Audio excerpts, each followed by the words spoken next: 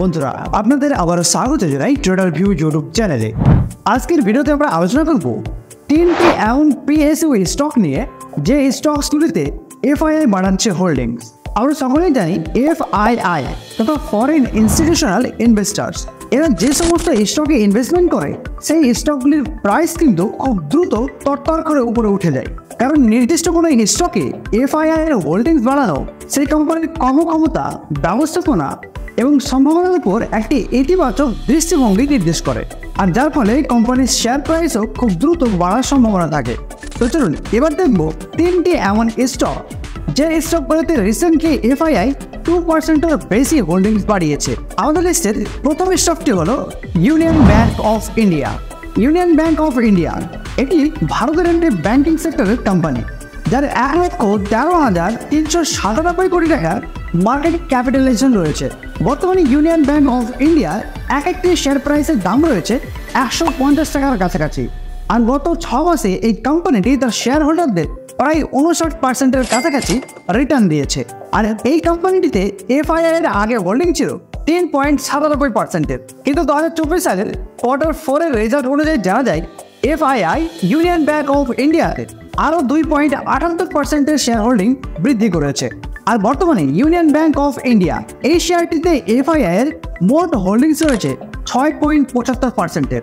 আমাদের লিস্টের দ্বিতীয় স্টকটি হলো এনএমডিসি। এনএমডিসি হলো ভারতের একটি লৌহ আকরিক উৎপাদনকারী কোম্পানি, আর এই কোম্পানিটির বর্তমানে একটি শেয়ার প্রাইস রয়েছে 252 টাকার কাছাকাছি। আর গত 6 মাসে এই কোম্পানিটি তার শেয়ার হোল্ডারদের প্রায় 66%-এর কাছাকাছি রিটার্ন দিয়েছে। এনএমডিসি শেয়ারে এফআইআই এর আগে হোল্ডিং ছিল 9.91%-এর, কিন্তু 2024 সালের Q4 রেজাল্ট অনুযায়ী জানা যায় এফআইআই এনএমডিসিতে আরও 2.69%-এর হোল্ডিংস বৃদ্ধি করেছে। আর বর্তমানে এনএমডিসি স্টকটিতে এফআইআই এর মোট হোল্ডিংস রয়েছে 12.60%-এর। আর আজকে আমাদের লিস্টের তৃতীয় স্টকটি হলো ভারত পেট্রোলিয়াম কর্পোরেশন। পেট্রোলিয়াম উৎপাদন, পরিশোধন, ডিস্ট্রিবিউশনে নিযুক্ত এবং জ্বালানি পরিষেবা যেমন গ্যাস, লুব্রিক্যান্ট ইত্যাদির মতো আরও অনেক কিছু ডিস্ট্রিবিউট করে থাকে এই কোম্পানিটি। বর্তমানে এই কোম্পানিটির একটি শেয়ার প্রাইস রয়েছে 602 টাকার কাছাকাছি, আর গত 6 মাসে এই কোম্পানিটি তার শেয়ার হোল্ডারদের প্রায় 80%-এর কাছাকাছি রিটার্ন দিয়েছে।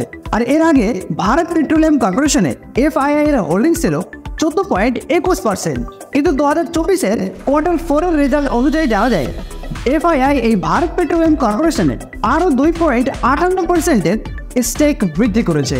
আর বর্তমানে ভারত পেট্রোলিয়াম কর্পোরেশন এই স্টকটিতে এফআইআই এর মোট হোল্ডিংস রয়েছে 16.79%-এর। তো আশা করি আপনারা এতক্ষণে বুঝে গেলেন যে এই সমস্ত স্টকগুলিতে এফআইআই কেন তার হোল্ডিংস বৃদ্ধি করছে। কারণ এফআইআই আপনার মতো আমার মতো তার বাচ্চা খিলাড়ি নয়। এফআইআই এর কাছে রয়েছে মার্কেটের প্রচুর পরিমাণে জ্ঞান, যার ফলে কোন স্টকে কখন হোল্ডিং করা প্রয়োজন আর কোন স্টক থেকে কখন হোল্ডিং উইথড্র করার প্রয়োজন, এই নলেজগুলি কিন্তু এফআইআই এর মধ্যে ভালোভাবেই রয়েছে।